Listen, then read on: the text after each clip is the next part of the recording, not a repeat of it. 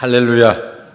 성령께서 이 시간도 하나님의 귀한 말씀을 통해서 우리 큰 은혜로 역사하실 줄 믿습니다. 우리 그리스도인들이 꼭 생각해야 될 것이 있습니다. 두 가지가 있는데 하나는 소명의식입니다.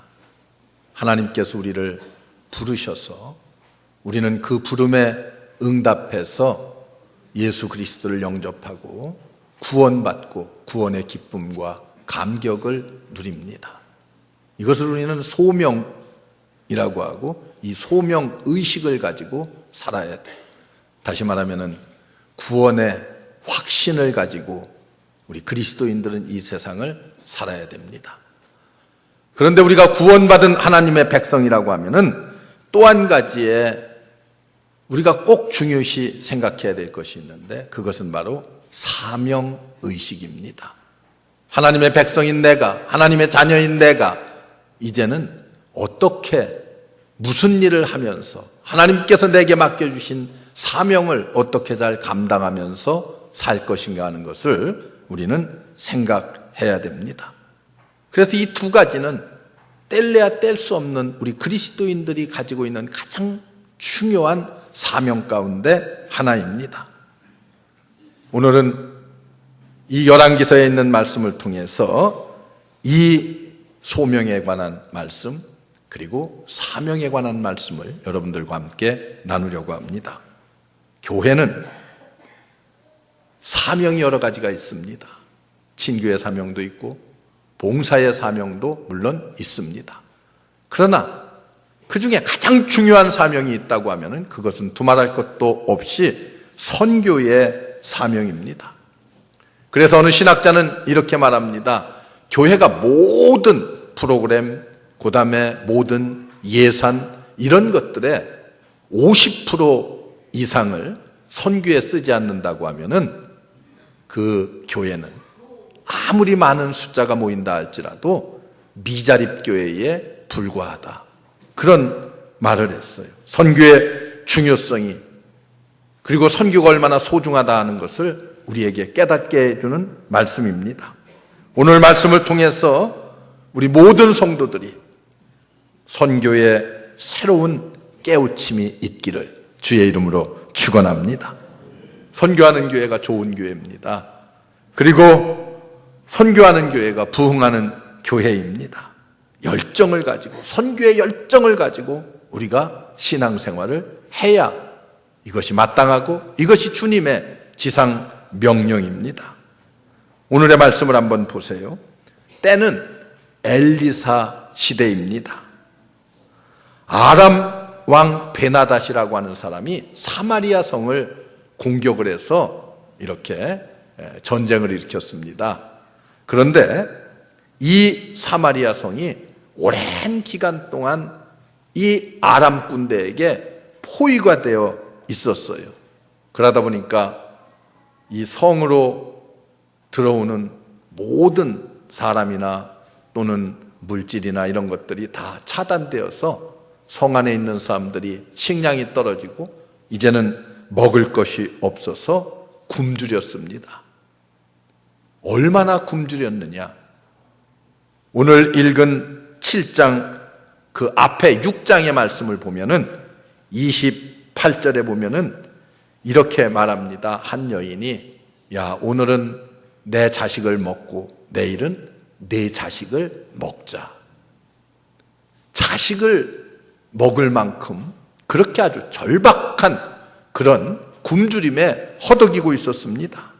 이런 비참한 지경에 이르렀는데 한 여인이 그 이튿날 되어서 자식을 내놓으라고 하니까 그 자식을 숨겼어요. 그래서 두 여인이 싸움이 붙었습니다.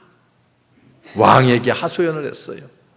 왕이 이 하소연을 듣고 어떻게 답변을 하겠어요? 온 국민이 다 굶어 죽는 마당에.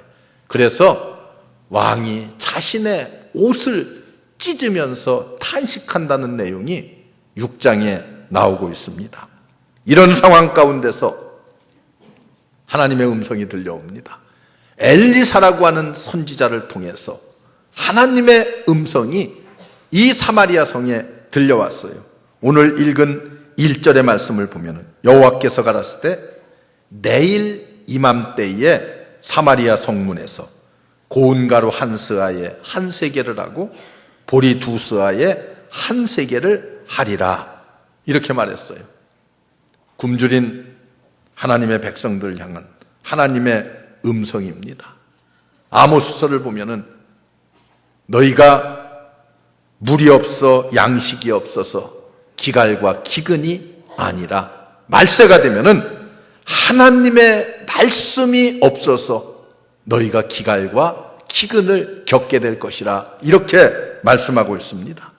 하나님은 언제나 우리에게 어떻게 말씀하십니까?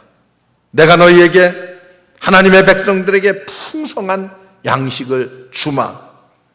하나님의 음성이 들려옵니다. 영적인 양식. 오늘 열왕기서는 육적인 양식을 말하고 있지만은 언제나 우리에게 영적인 양식을 하나님께서 풍성히 주마 약속하십니다. 그런데 2절의 말씀을 보세요. 하나님의 음성이 이렇게 들려오니까 한 장관, 왕이 전적으로 그 장관에게 의지하는 그런 장관이 이렇게 반응을 보입니다. 하나님께서 하늘에 창을 내신들 어찌 이런 일이 있을 수 있느냐. 현대인들의 불신 가운데 하나입니다. 이런 사람들의 불신 때문에 어때요? 선교가 막히고 교회가 어려움을 겪습니다. 그 사람은요, 현실은 잘 보았어요. 현실의 환경을 볼 때에 이 수많은 사람들이 다 굶어 죽는 마당에 갑자기 풍성한 양식이 사마리아 성문에서 너희에게 주어질 것이라고 하니까 어땠어요? 믿어지지가 않았습니다. 그래서 어때요? 그런 반응을 보여요. 환경은 잘 보았어요. 그러나 하나님의 역사하심을 보지 못했습니다. 사람들은요, 이렇게 믿음으로 세상을 사는 것이 아니라 부정적인 마음을 가지고 세상을 사는 사람들이 많이 있습니다. 안 된다, 할 수 없다, 이렇게 모든 말에, 모든 회의에 항상 부정적인 자세를 가지고 먼저 말하고 그리고 행동하는 그런 사람들이 얼마나 많은지 모릅니다. 오늘날 수많은 사람들이 영혼에 굶주리고 있습니다. 요한복음 6장을 보면은 예수님께서 오병이어의 기적을 베풀어서 5천 명이 넘는 사람에게 마음껏 먹고 그리고 남은 것을 거둔 것이 12광줄이었다고 성경은 기록하고 있습니다. 그래서 많은 사람들이 육체적으로 배불리 먹었어요.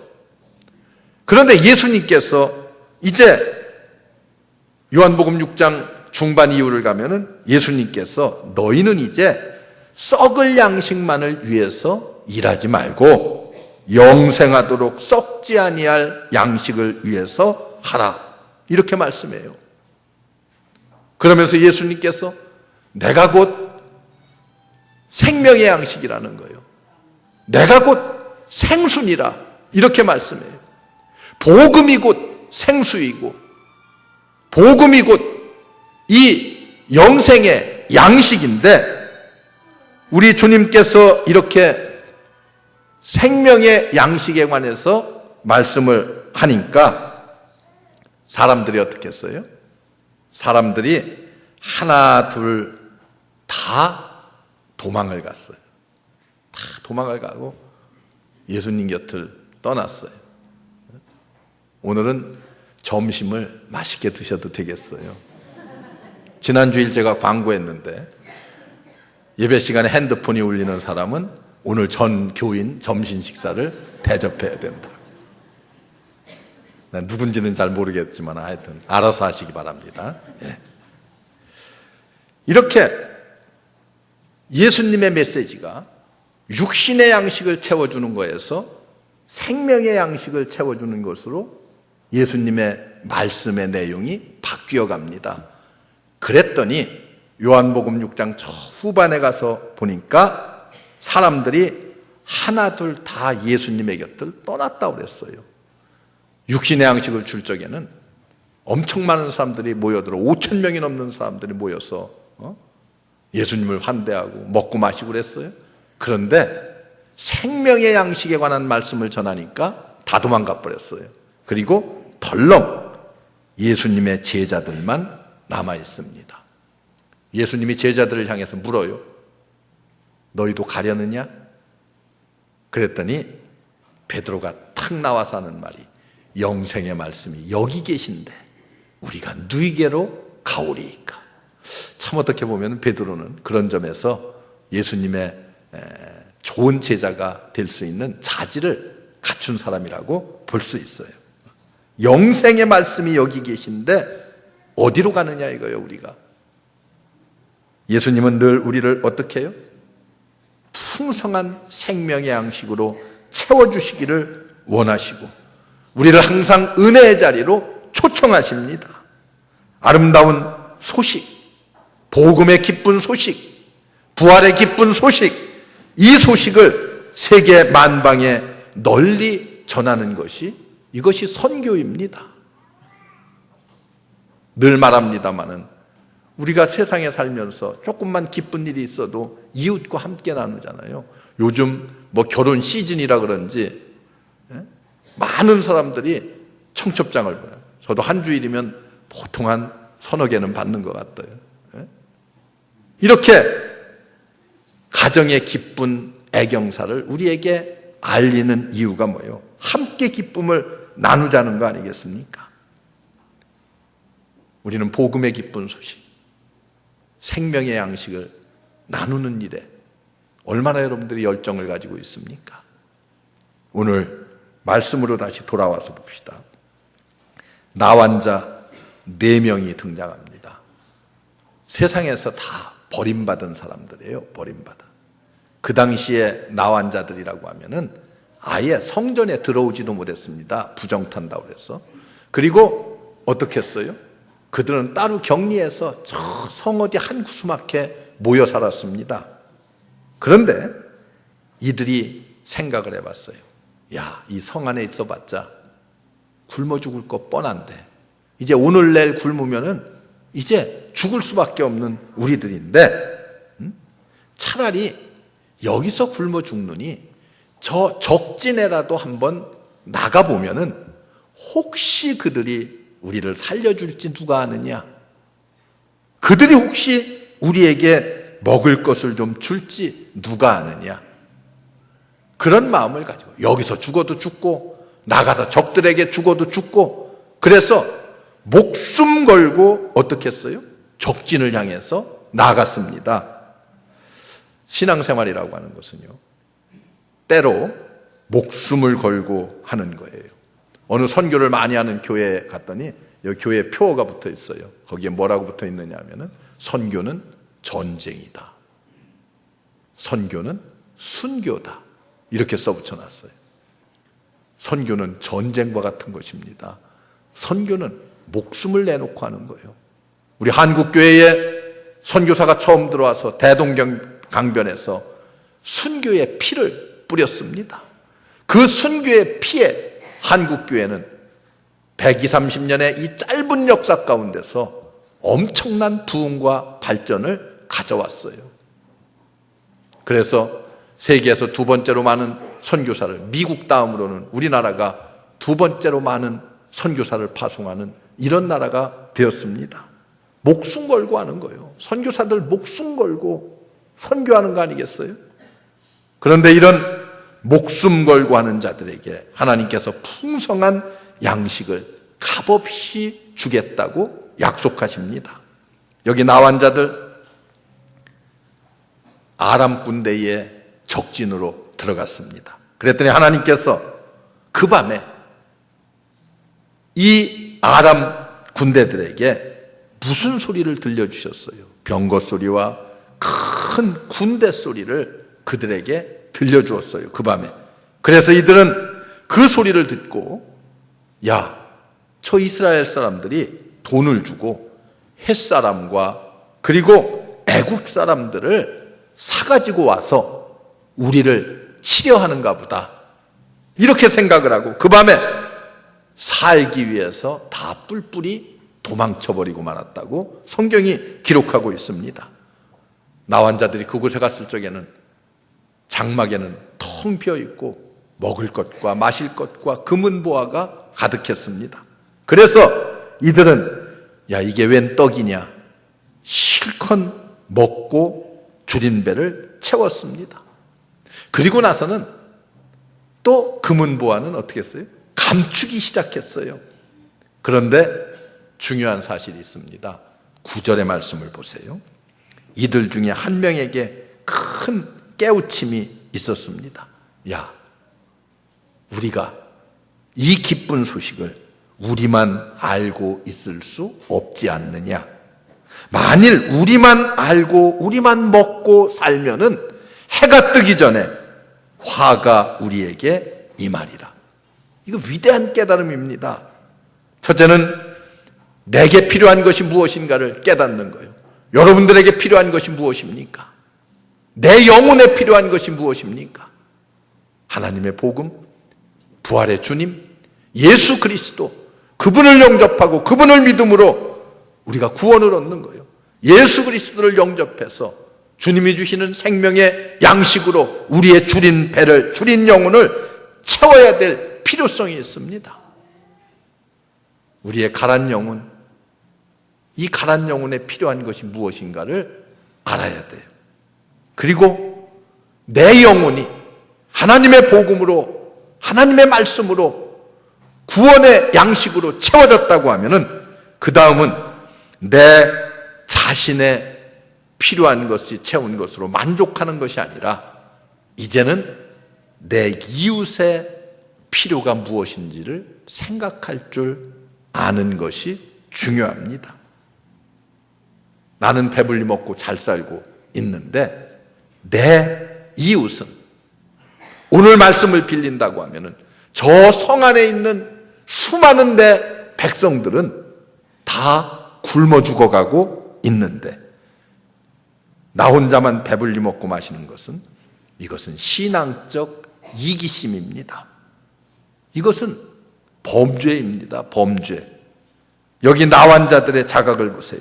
우리의 행위가 선하지 못하도다. 오늘날 아름다운 소식이 있는 날이언을 우리가 잠잠하고 있도다.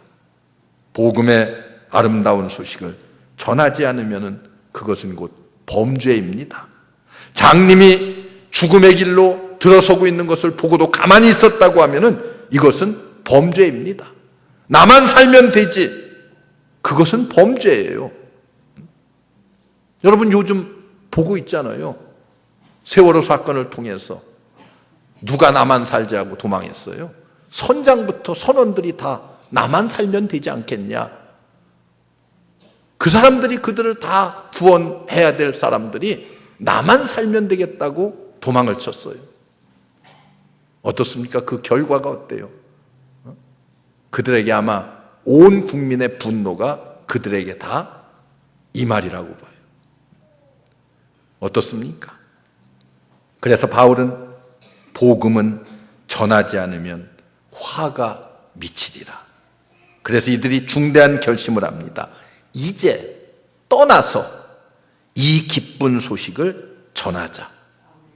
이 기쁜 소식을 누구에게 전해요?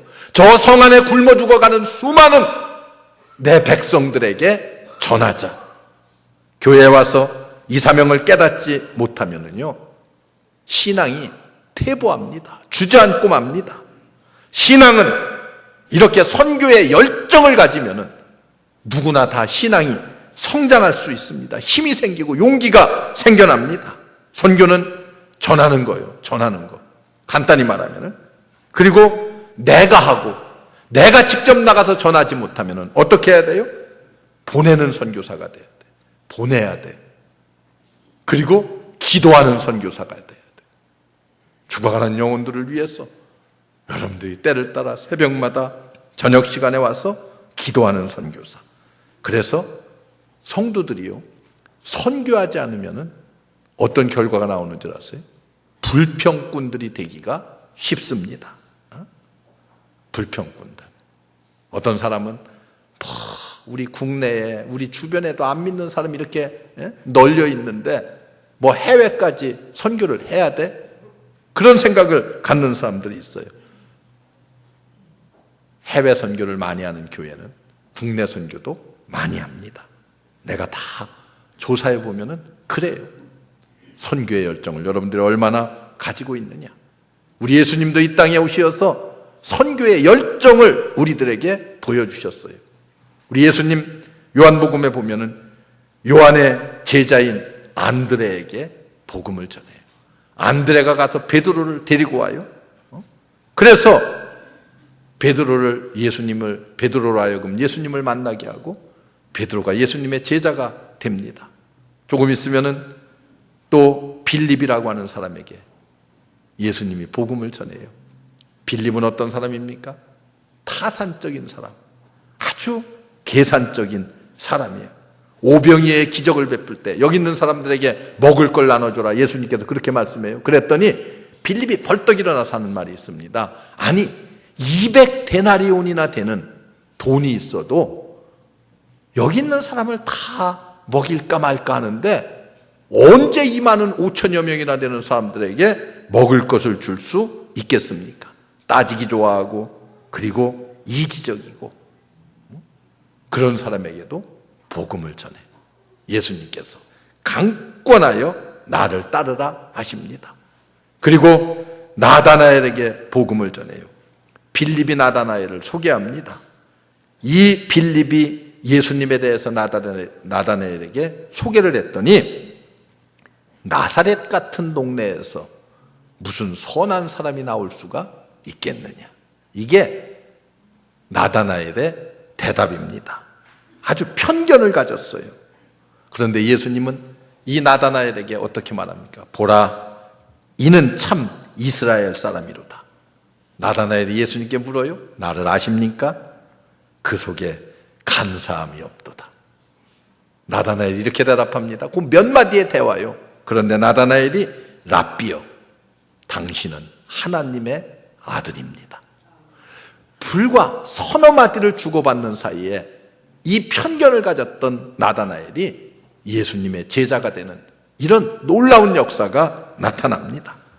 요한복음 3장은 유대인에 관한 니고데모가 예수님께 찾아와서 예수님을 만나고 예수님이 그에게 구원의 도리를 가르치고, 요한복음 4장은 예수님께서 친히 우물가의 한 여인에게 찾아가시어서 복음을 전하고, 이렇게 예수님도 이 땅에 계시는 동안 계속해서 영의 양식을 많은 사람들에게 나누는 일을 하셨습니다. 예수님이 이렇게 다양한 사람들에게 복음을 전했어요. 여러분, 우리에게 이 나환자와 같은 각성이 필요합니다. 첫째는 뭐가 필요해요? 내가 굶어 죽어가고 있는데, 내 영혼이 갈아였는데 내 영혼의 필요가 무엇인가? 내 영혼의 필요가 무엇입니까? 무엇으로 우리의 가란 영혼을 채우겠습니까? 이런 깨우침이 우리에게 있어야 돼요. 하나님의 복음으로 예수 그리스도를 영접함으로 내 영혼의 양식으로 나를 풍족하게 채웠다고 하면은 그 다음은 아직도 영혼의 굶주림에 허덕이고 있는 내 이웃이 누구인가를 깨달아야 됩니다. 내 이웃, 전 세계에는 아직도 하나님을 알지 못하는, 심지어는 예수 그리스도에 대한 복음을 전혀 들어보지 못한 사람들이 얼마나 많이 있는지 몰라요.